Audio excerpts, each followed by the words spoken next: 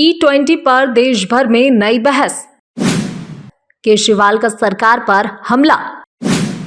क्या गाड़ियों को हो रहा नुकसान? सरकार ने बताई E20 की जरूरत। पंजाब चुनाव से पहले नया दांव। आंदोलन बनेगा या राजनीति?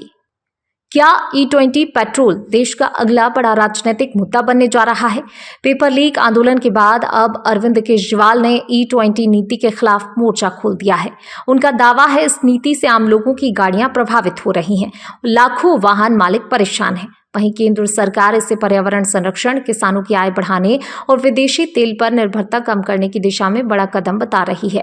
ऐसे में सवाल यह है कि क्या E20 पर भी सड़कों पर वैसा ही आंदोलन खड़ा होगा जैसा हाल ही के महीनों में दूसरे मुद्दों पर देखने को मिला? पेश है ये विशेष रिपोर्ट।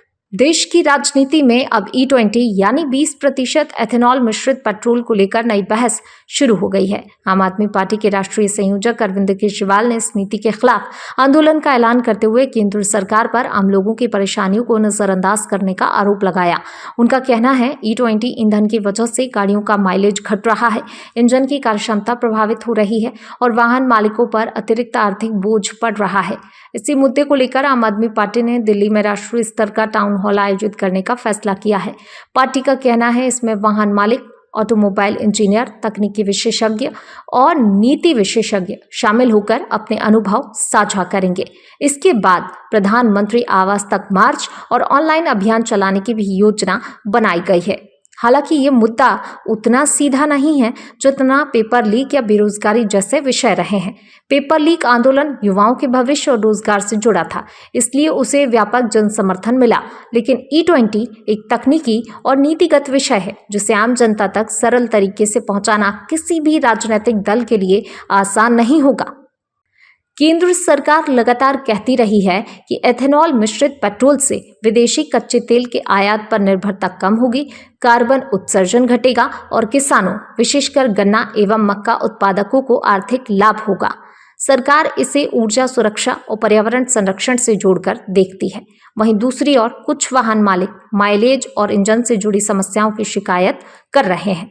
हालांकि विशेषज्ञों के बीच इस विषय पर अलग अलग मत हैं और सभी वाहन समान रूप से प्रभावित होते हैं, ऐसा स्थापित निष्कर्ष नहीं है।